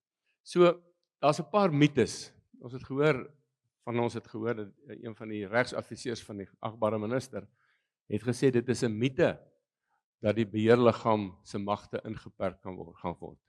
Nou, ek wil 2 ander mites uitwys. Die eerste is die mite waarna Callie ook verwys het, en dit is dat parallel en dubbel medium oukei is. Die president het gesê, maar ons wil mos nie Afrikaans wegvat, ons wil net Engels bybring. Dis 'n mite, want ons weet dat die oomblik as 'n skool parallel medium word met 'n paar uitsonderings. Ek kan die uitsonderings miskien op my 2 hande tel in die land. En hulle het 'n manier om dit te doen. Die Paul Rose van die wêreld en Grace van die wêreld beperk nie Afrikaanstalige kinders tot 30%. Maar die oomblik as jy oor 30% gaan, internasionaal is die reël, dan val die minderheidstaal teenoor die meerderheidstaal. So dis 'n mite dat dit oukei is om 'n parallel medium skool te begin. En die jongste syfers van FETSAS sê dat ons Afrikaans enkeltalige skole het geval van omtrent 1300 3 of 4 jaar gelede tot 960. Connie sê vir my, hulle navorsing waar hulle nou skole bel, wys dat dit baie nader aan 700 is. Dan in ongeveer 5 jaar het ons die helfte van ons enkeltalige Afrikaanse skole verloor. Nou, kom ons sê, wees ook maar mekaar eerlik, dis nie net die regering se skuld nie. Daar's ook demografiese veranderings, daar's dele waar daar nie meer so baie Afrikaanse kinders is, en ongelukkig is dit ook skole en skoolhoofde en beheerliggame, wat sê, ag kom ons wees nou maar terwille, ons doen dit nou maar. En 5 jaar daarna, dan is daai skool nie meer Afrikaans nie, en ook nie meer dubbel medium nie. So dis die eerste mite. Die tweede mite het Callie ook van gepraat, en dit is, ons wil net die wetgewing in lyn bring met die hofuitsprake. Maar hulle praat net van Ermelo en Rivonia, praat nie van oorval nie. En ons sê, maar dan moet ons al daai goed doen, maar liefs nie in die wet nie, liefs dan in regulasies. So ons werk daaraan. En soos wat Kali ook sê, geen hof het die oorspronklike skolewet 5 en 6 ongrondwettig gevind nie.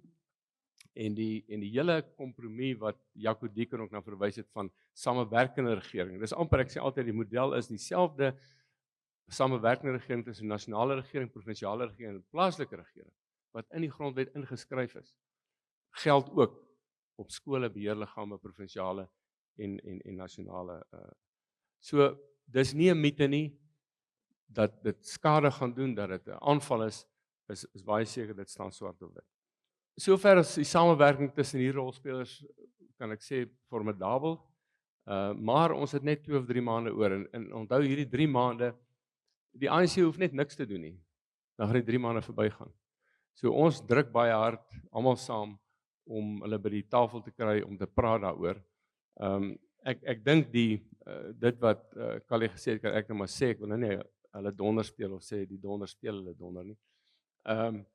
Maar julle met die 5de November, asseblief aanteken, ek dink is dit Dinsdag, dan gaan ons stap, op 'n uitstappie gaan, daar na die Uniegebou toe, en ons moet 10.000 mense hê, anders gaan die ANC nie hoor nie, hulle gaan nie sien nie.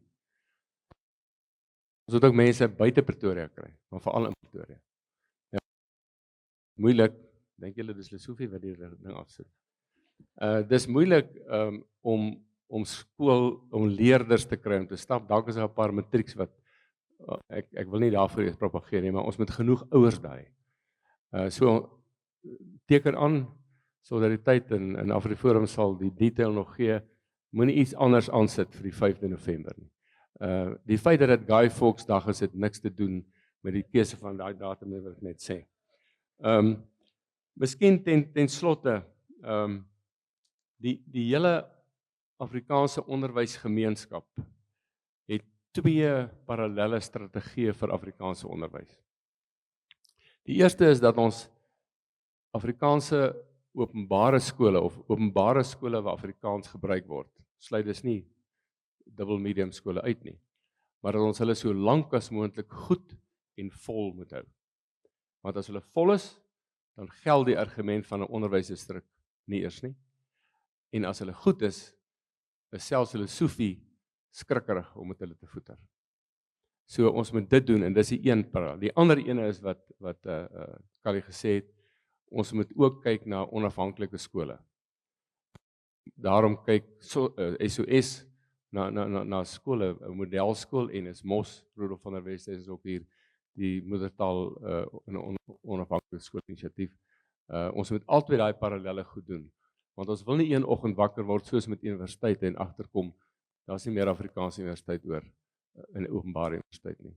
So ek bedank ook almal wat vandag hier is en vir die werk wat ons doen, maar daar's nog net 2 maande oor, ons moet opskit. Dankie.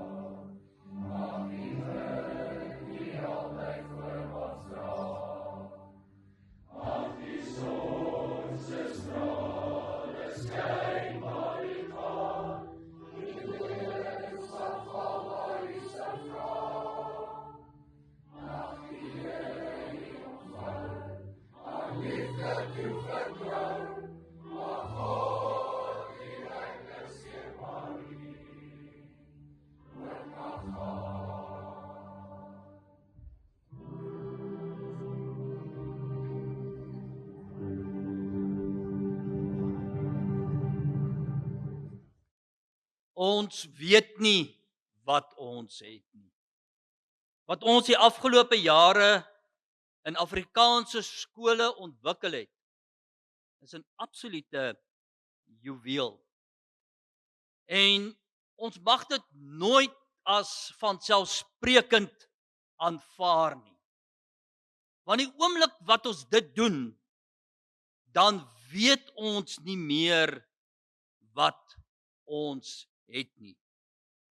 Indien Afrikaanse skole as 'n land gegroepeer sou word, dan sal Afrikaanse skole onder die top 10 in die wêreld tel. Dus as jy wil emigreer ter wille van jou kinders, emigreer na Afrikaanse skool toe. Wat ons het in Afrikaanse skole is twee dinge. Eerstens onderwys in ons moedertaal en tweedens die waardeoordrag wat daarmee saamgaan. En hierdie eenvoudige resep is wat ons skole en ons kinders uitnemend maak. En dit is wat ons het. Dit wat ons het, gun ons ook vir alle taalgemeenskappe. En ons deel graag in oorvloed, maar moenie vat nie. Flip het mooi die geskiedenis aangetoon en getoon dat dit nog altyd ons siel was. In die geskiedenis van die Afrikaanse gemeenskap was onderwys, soos Eugene Marais dit sou stel, die siel van ons muur. En dit is daardie onsigbare dinge wat ons gemeenskap bind. Iets wat die kolonie nie eers van bewus is nie, maar wat die kolonie laat werk. En as die siel van die muur doodgemaak word, dan word die kolonie doodgemaak. En Marais beskryf hoe die soldaatmure dan instinktief die kolonie sal beskerm as die siel van die muur bedreig word. Nou Bela bedreig die siel van ons muurkolonie. Dit het ons soldaatgene geaktiveer. Dis 'n stryd om oorlewing. Hierdie is nie vir ons 'n klein dingetjie nie. En omdat dit nie 'n klein dingetjie is nie, dis hoekom die weerstand op die oomblik so groot is. Daar's nou verskeie kere verwys na premier Lesofie, die ALR Chilohane. En hoe hulle vir ons baie duidelik sê presies wat hulle beplan om met ons te doen. Chilohane het nog gesê, nog net 87 dae. Hy tel dit af om te doen wat hulle beplan om met ons te doen. Verlede week het ons 'n gesprek gehad met die adjunkminister van onderwys en die adviseur van die minister, meneer Ndlebe, het baie duidelik in detail uitgestip wat hulle met Afrikaanse skole gaan doen. Presies wat die doel van Bela is. Hy het maar Lesofie en Chilohane gebuikspreek. En tereg wat Kali ook na verwys het, die skole gaan moet appeleer na 'n Chilohane. Al wat ons moet doen, ons moet maar net eenvoudig glo wat hulle sê. Onthou, 'n wet se betekenis op die langer termyn word bepaal nie deur my en jou interpretasie nie, maar deur die magshebber se interpretasie. 'n Regering van nasionale eenheid wat ons siel vat, is nie 'n regering van nasionale eenheid nie. Van die begin van gesprekke oor die samestelling van die regering van nasionale eenheid en verskeie partye het met ons gepraat, het ons gesê Bela is 'n rooi lyn. Beide die Vryheidsfront Plus en die DA het vir ons gesê Bela is vir hulle 'n rooi lyn. Ons het vir die ANC gesê Bela is vir ons 'n rooi lyn. Vir die Vryheidsfront en die DA sê ons gaan julle by julle rooi lyn hou. Vir die ANC sê ons, as julle hierdie rooi lyn oortree, sal ons weerstand bied met alles wat ons het, want dis wie ons is. Ons sê vir hulle, los ons kinders uit.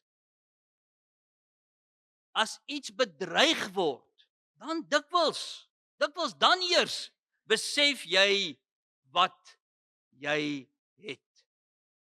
En as ons besef het wat ons het, en dis wat Bela nou doen, ons was so gewoond daaraan, dit is maar so. As kinders sing, hulle speel, hulle leer, hulle is goed, hulle is uitnemend, ons onderwysers is goed.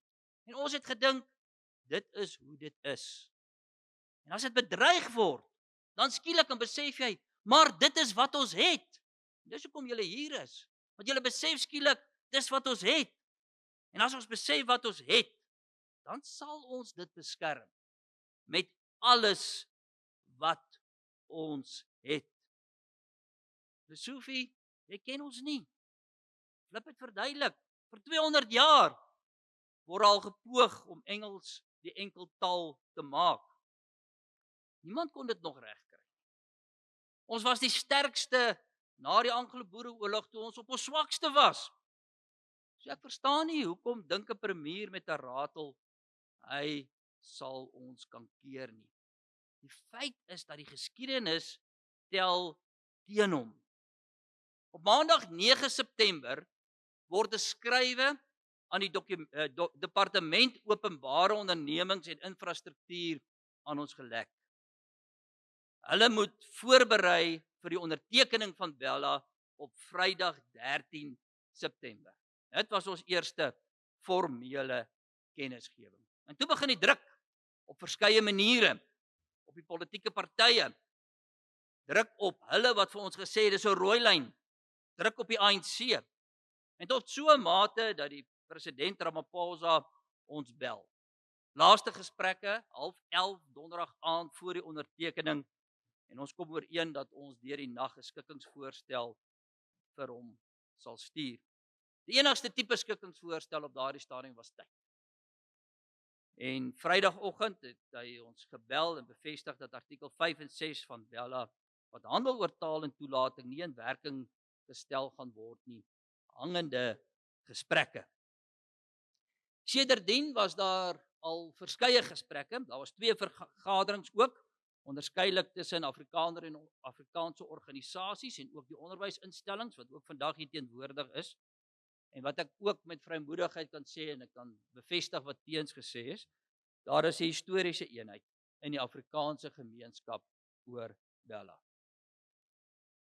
Ons het al vergaderings gehad met ministers, ons het al informeel met politieke partye gepraat, en die volgende 2 weke sal die gesprekke geformaliseer word. Ons het die afsprake alreeds begin vasmaak. Maar wat belangrik is, ons bedel nie. Ons is nie in die wêreld van bedel nie. Ons beding. Dit is iets anders. En as jy beding, dan is dit nodig dat daar druk op die proses moet wees. Anders staan jy in afhanklikheid van die krummels wat vir 'n bedelaar gegee word. 'n Beraad soos hierdie hou die druk oral in die media, word oral uitgesaai. Ons mobiliseer julle as vennote. Ons hou die druk.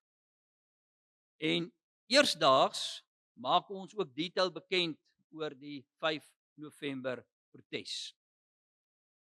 Ons oproep op julle is tereg, en meer as een van ons het dit al gedoen, is om op 5 November in duisende saam te trek. Ons gaan vir julle vra om julle ouers in duisende te mobiliseer. Ons gaan die organisasies hier teenwoordig vra om julle lede in duisende te mobiliseer. Ons moet nee sê vir Bela, maar 'n nee vir Bela is 'n ja vir ons kinders. Al wat ons vir julle gaan vra, is 1 dag uit jou dagboek vir die toekoms vir ons kinders. Moenie die krag van 'n spanningsmoment onderskat nie. En 5 November is daardie spanningsmoment. Vir ons wat aktief in die onderhandelings betrokke is, kan ek nou vir julle getuig, ons het dit absoluut nodig. Ons kan nie deur voetjie speel 'n ooreenkoms beding nie. Met dit alles in gedagte, gaan ons vandag 'n resolusie hier onderteken. Ek hou graag die resolusie aan julle voor en na die tyd doen ek 'n oproep op julle, onderteken hom. Daar is die resolusie, dis in elk geval 'n historiese dokument. Het sy as individu, want baie van julle het nou nie mandate wat hier sit nie, of namens jou organisasie op jou skool as jy dink jy het 'n mandaat. Maar gaan skryf en teken daar. Ek hou dit graag aan julle voor. Ons, die sprekers van Afrikaans uit alle bevolkingsgroepe, beklemtoon die belangrikheid van hoë gehalte onderwys vir ons land. Glo aan die krag van moedertaalonderrig as metode om gehalte onderwys te voorsien en te beskerm. Gun gehalte moedertaalonderrig aan alle taalgemeenskappe. Is teleurgestel met die staat se stadige vordering met moedertaalonderrig vir ander taalgemeenskappe, wat tot gevolg het dat bykans 90% van Suid-Afrikaanse kinders nie in hulle eie taal kan skool gaan nie. Ons gee erkenning aan die geslagte voor ons se stryd om Afrikaans